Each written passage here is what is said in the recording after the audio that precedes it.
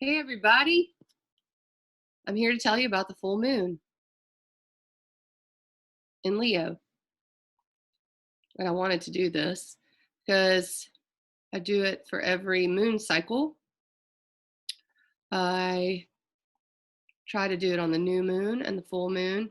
Uh, I really appreciate the timing techniques of astrology and the way it brings meaning to my everyday reality. And so I want to share what I've learned with you as much as I can because I've done a lot of nerdy studying. And I'm going to go ahead and share the chart for the full moon in Leo. Okay, this is where I start to give my spiel and teach a little bit because I have to. I feel like it's impossible. The planets are functions of psychology.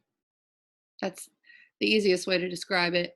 They are the what, for instance, let's say the sun, that's the life force. That's what gives us life. The moon, emotions, soul, inner world, inner security.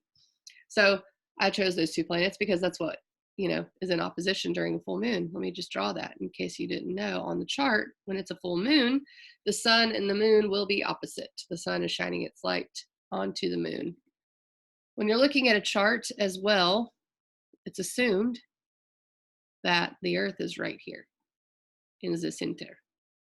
So this is, time and space around us. And that's what I've been trying to teach in my astrology basics class. I've done one class, and that's the biggest thing that I was just trying to explain, that astrology isn't just like looking up at the sky and looking at the planets. It's not just that. It definitely is that, but not just that. It's also a timing technique. And in fact, it's based more on our seasons than anything. I mean, the sun in Aquarius, it's not actually on the constellation of Aquarius due to the precession of the equinoxes, but it is by time. Anyhow, and also the full moon is actually by time and space, because in space they are actually opposite each other. In Leo, full moon in Leo by time, full moon by space. Okay, so we take all this and we put symbols with it, and we associate functions and descriptions and stories with these planets, with the times. What else can I say? Probably I shouldn't say anything more about what astrology is. I should just go into what's going on right now. So yeah, it's the full moon on February 9th, 1:33 a.m. in Birmingham, Alabama. Of course, that's Sunday, but it's really more like Saturday night. So we're moving into it. And I usually try to wait to do the moon videos when the moon is moved into the actual sign, but I had to settle for the moon being in Cancer because I cannot do it tomorrow. I'm very busy, very busy, very busy, which is the nature of reality right now. Busyness, busyness, busyness. So let me actually erase this and go to today, because today's interesting before we get to the full moon. Today. Here we are. Like I said, the moon's over here in Cancer. So is the North Node. And this is interesting because literally like less than an hour ago, Venus moved into Aries. So let me just talk about that before I get to the full moon, because Venus in Aries is, I believe it's going to be a palpable shift. Venus isn't really happy in Aries. I will say that. I mean, whatever, just in terms of ancient astrology, Venus is in detriment. Aries is a fire sign. Aries wants what it wants. So Venus, being the planet of love and beauty and fairness and harmony and peace in Aries, is almost forced out of its comfort zone a little bit, because Venus in Aries is like, here's what I want. And it's kind of selfish, and that's not what Venus really likes to be.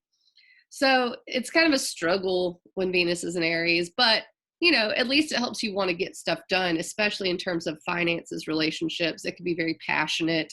Aries is very passionate. Chiron here is a dwarf planet, I think. is what it's considered. But the symbolism for Chiron is the wounded healer. It's where we have a wound. It's akin to, maybe getting this is how I'm looking at it anyway, like having a wound that is starting to annoy you enough to do something about it. That's Chiron, like wanting to do something, especially in Aries, wanting to do something about our healing. What inside of us is broken? What have we been dealing with? And especially Aries has to do with our identities as well, showing up, like feeling like we have the right to be here, Chiron and Aries. So Venus is going to hit Chiron very shortly. And I mean, by orb, it's very close. It's only 2 degrees away, so it's probably already active as far as the feelings go. But when Venus meets Chiron, I mean, I look at this a little bit like a bittersweet, because Venus is applying love here. It's like, yeah, you need to value this about yourself. You need to pay attention to it. This wound, it could bring up wounds in relationships. It could bring up touchy, sore spots, but the reason for it is to do something about it. So if something comes up for you, especially in the next few days, on the way to the full moon for sure, because the moon will trine this in actually a few hours. Let's see when that is. Yeah. So it's already hitting it by tonight. So, something comes up, something that maybe you've been stuffing down, not dealing with, surrounding these keywords. I would say finances, relationships, and identity issues, maybe even feeling like you have the right to belong to a group, or feeling like you can show up as yourself authentically. Those issues could come up tonight. And then for the next few days, because so the moon hits it, then Venus hits it exactly on the day of the full moon. And then even after. So probably up through the middle of next week, we're dealing with this stuff. So I wanted to touch on that. While Venus is in Aries, yeah, we're going to have some high passions, and a little, it might be a little less fair than normal, and including you being less fair, or maybe seeing issues of balance, out of balance. Maybe you've realized you've given too much to someone and it's time for you to take it back. I think that the key word here is going to be balance, and creativity, because Aries is a fire sign. Venus is creative anyway. So that's a pretty creative place to be. It's just not the strongest place for Venus. That's all. But pay attention to this next month with Venus and Aries, because soon, well, not soon, it's actually toward the end of the year, Mars will go retrograde there. So I think anything in Aries, any messages we get, any surrounding our willpower, our ego. Aries is also, it's just our will in general. It's do what thou wilt. That's Aries. Aries wants to do what it wants to do. So anytime that anything is in Aries leading up to the Mars retrograde in Aries, I think, just pay attention, be aware of what comes up, what happens in your life. Okay, so I've touched on Venus and Aries. And by the way, let me just go ahead and tell you how long that's going to be. Looks like till about the beginning of March, it moves off. And by the way, when Venus moves into Taurus on March 5th, Venus in Taurus is really pretty, really sort of like beautiful energy. It's really comfortable. Venus is at home in Taurus, thank goodness, because she was just in a place she doesn't feel at home in Aries. So, early March, we've got Venus and Aries pretty much all month. Okay, so now let me talk about Mercury retrograde, since we're here right now. We're not quite in the retrograde, let me preface that by saying that, but we are in shadow. What does Mercury retrograde in shadow mean? Ooh, let me pull up my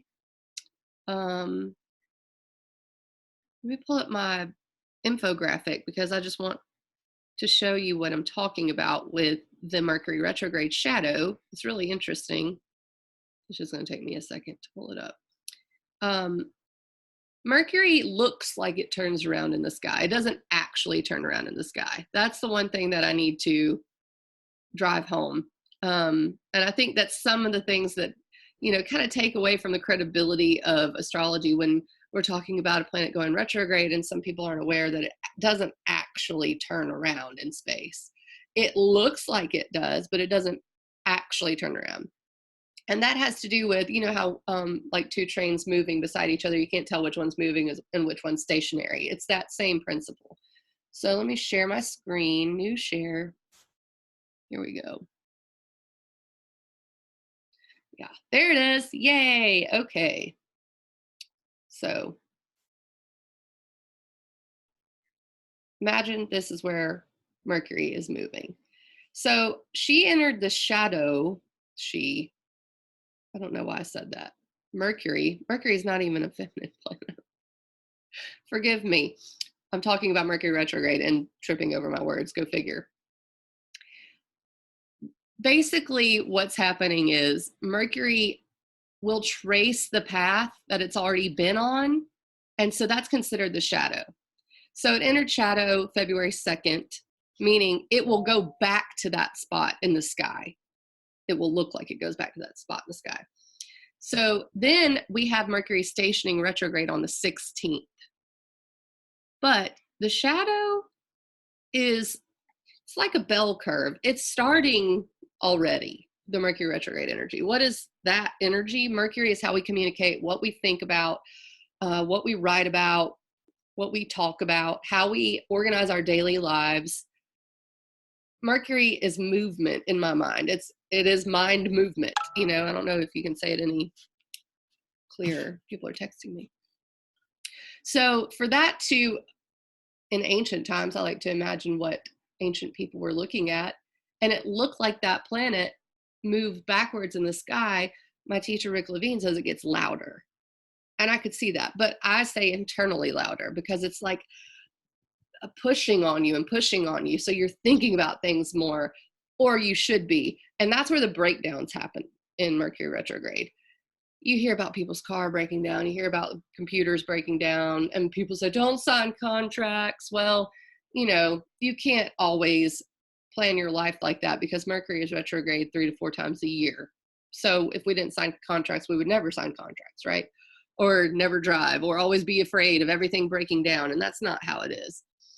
What I find is if you actually take the time to do what the retrogrades symbolically want you to do, rethink, redo, reconsider, and especially internally, this is a really like in my head energy. This isn't really talking to others. And that's why when you talk to others during Mercury retrograde, that can get messed up. Think about it first. It's like we should always be practicing that anyway. But if something does happen and you do have a breakdown, let's say, maybe consider what you're moving too fast on, what you're not thinking about, what you're missing, because that's what the retrograde is trying to do, is trying to say, hey, slow down, think about this. It's in Pisces, not my favorite Mercury retrograde. Why? Because Pisces is in its lowest vibe is confusion and illusion and fog. And I mean, you got a Mercury retrograde there, and that's what you get. It's also a mutable water sign. That's why it's fog. So it's changeable. It's always just like, ooh, that's Pisces. I have a Pisces moon. So I'm familiar with it. But in its highest vibration, it's dreams and creativity and connection with spirit, your spirituality, whatever you believe in. So that's where you want to shift the energy, is trying to really go into meditation, maybe doing your yoga during this time. Right. Express yourself, but for yourself. And that actually ties in really well to, by the way, we don't get out of Mercury shadow until March 30th. So this is like 2 months long. But the actual retrograde is February 16th through March 9th. So, I mean, already my hot tub broke, okay, whatever. I guess I need to be thinking about something and self-care, what? I don't know. We'll figure it out. I'm just not going to be mad about it because I know See, that's where astrology helps me. You can't be mad about it. It is bringing in some new ideas, new thoughts. Maybe we need a better hot tub. I don't know. Maybe we don't need a hot tub at all. It came with a house. So let me go back to the chart.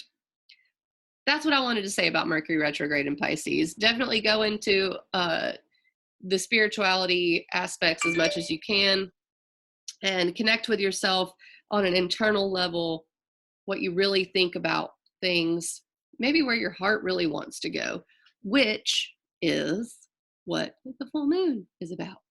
What is the full moon about? It's in Leo. Let me get to the exact time. It's February 9th in the wee hours of the morning. Here we go. That's almost exact. It is actually happening at exactly 20 degrees. So when we have a full moon, the moon is opposite the sun. The sun right now is in Aquarius. Aquarius is future-oriented energy. It is the good of humanity. It is groups, friend groups, your tribe. Also, it's the higher vibe of Mercury, I think. So it's a very mental energy. It's fixed air. That's where our life force is right now. Speaking of time, it's in Aquarius. And I mean, you've probably heard the song. It's the dawning of the age of Aquarius. We had a new moon in Aquarius, January 24th, I believe. So now we've come around. The moon moved. Where's my pointer? It moved from here. Actually, it was right about there. Had its first quarter square in Taurus. I have had a rough journey up to this full moon. I don't quite know how to put my finger on it. Especially personally, why it was just so draining. But it was very, very difficult. Maybe that first quarter square in Taurus was just like, it takes so much energy to think about the future. It takes, there's all kinds of stuff going on in this world. Aquarius is really, how we look at communities and like the world as a community, in that way. And seeing all of the hate, vitriol, political differences, people not being taken care of. I think that's, it's very draining, whether or not you're really paying attention. I mean, just being there, you hear about it from people. It eats into us. I mean, I think we can pick up on collective energies. And it felt very heavy, and it still does. But I'm really looking forward to the full moon because Leo is heart-centered play. That's what Leo is. So we're coming from this, look at the future, look at all of this work we have to do for the new moon. That's what it seemed like, And we have had a lot of work going on with all the Capricorn stuff. Lots of rebuilding structures, smash the patriarchy, like that sort of energy. Then we go to this new moon in Aquarius, and it's like, now we have to plan for the future. We need to think about our fellow man. And in that way, it can be a little cold and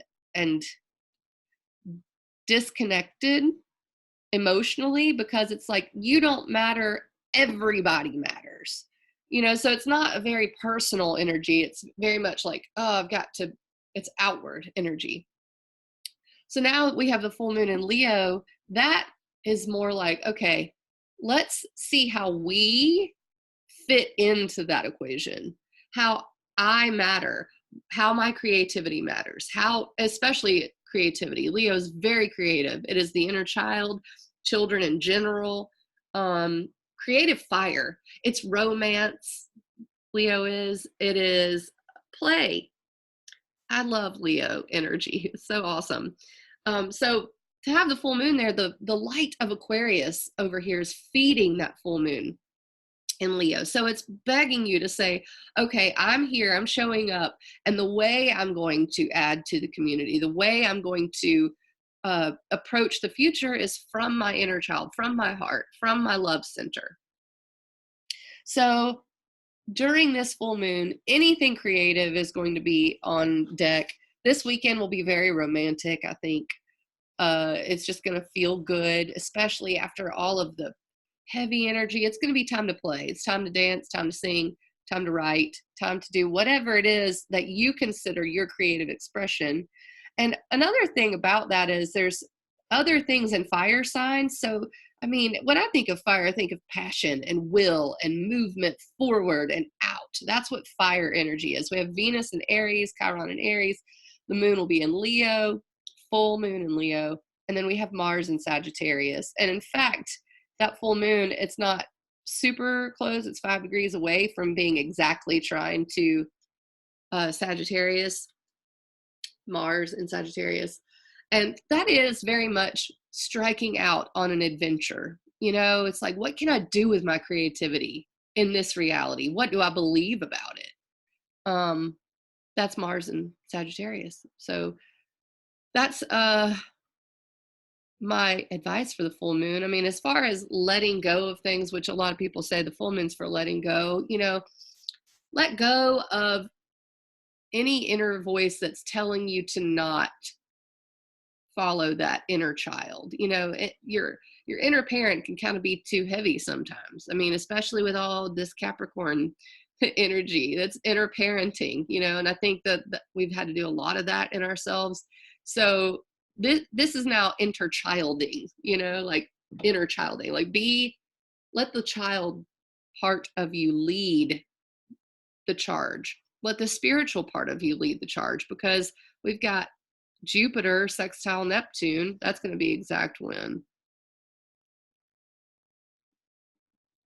It's coming into an exact sextile on February 18th.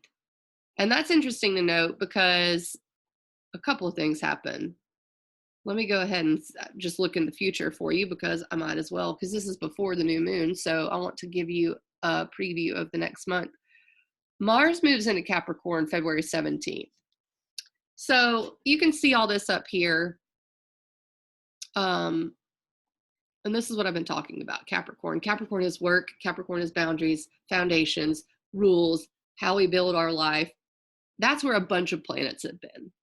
And these are outer planets. And now we've got a personal planet moving in there. So Saturn and Pluto have been basically like, tear the house down, we're rebuilding it. Jupiter's there now. It's like, yes, all this work. I love it. Let's do it. Let's do all this work. It's bringing a little optimism to it, which is nice. Well, when Mars moves in, it's going to be like, go! That's Mars. Mars is action, will. It's like the pushing the gas, you know? And in Capricorn, it's like pushing the gas as far as you can and then heading directly up a mountain. And it's hard to get momentum, you know? So it can kind of be like, you know, you go up the mountain and it's like real slow, but you're pushing the gas all the way down. I think that's what's going to feel, what it's going to feel like. And I mean, the good part about it is the will to do the work, the will to like get moving forward on these plans. That's great. So, I mean, if you feel like antsy a little bit, like I gotta go, I gotta do this, starting February 17th, that's appropriate. It's gonna feel like that. When it gets, I mean, I want to go further and say when it gets to Pluto, Jupiter, Pluto, Saturn, but that's for the next moon reports. I don't want to get too far ahead of myself. The other thing that I was going to talk about is Jupiter sextile Neptune. This is very nice. This is letting your spiritual messages lead the way into all this work. Jupiter was square to Neptune for quite a while. It did it like 3 or 4 times last year, I think, which was making us question our beliefs, like question what we've learned. It was like, all the things I've learned are completely wrong, you know? Like, for instance, like, you know, good fats aren't bad for you. Sugar's real bad for you. You know, for some reason, I didn't get that message till the last few years. Thank you, Jupiter square Neptune. You know, like all the things I believed were coming into question. And then, you know, spirituality was really speaking to me and saying, look beyond. That's what Neptune wants you to do. Look beyond. There's more out there. It's dreams, you know. So the fact that Jupiter has now left the square and is coming into a sextile, it's like build on all of that you learned, all of the beliefs that maybe you had to tweak in order to fit your new, it's like the book learning that you learned that will move your spiritual life forward. Any new beliefs that came up for you, now we're building on them with Jupiter and Capricorn, and we're applying that to our lives, to our own foundations. So this is a real feel-good energy. The only caveat is that Mercury will be retrograde there. Whatever.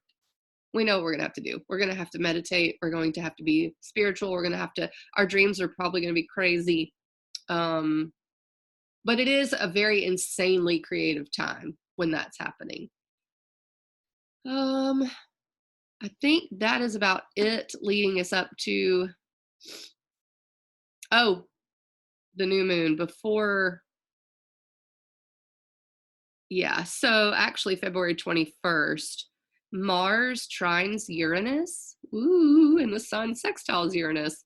All right, yeah, look at that date for sure, because that's going to be some out of the blue things coming up. Uranus in Taurus is changing values. Earth energy, it's fixed earth. I keep saying Uranus in Taurus is earthquakes. Look at what's been going on in Puerto Rico. Anyway, because Uranus is the what am I thinking of? Revolutionary, but also upheaval. And upheaval doesn't always have to be bad, So it is stuff from out of the blue. That's Uranus. When Mars connects with it in Capricorn, it's like maybe new opportunities, new passions, because values have been changing over here with Uranus and Taurus. And Mars goes, hey, maybe I want to build on it. And then the sun being sextile there in Pisces it's uber spiritual. I think that it may even be like a great time to write some songs, or just pay attention to the things from the outer world coming in. And when I say outer world, I don't mean just people. I mean way out. It's going to be an interesting weekend, I think. Also, don't do anything crazy. Not with Mars trine Uranus. Anytime Mars connects with Uranus, I don't care if it's a square, a trine, a conjunction. I'm like, just be careful.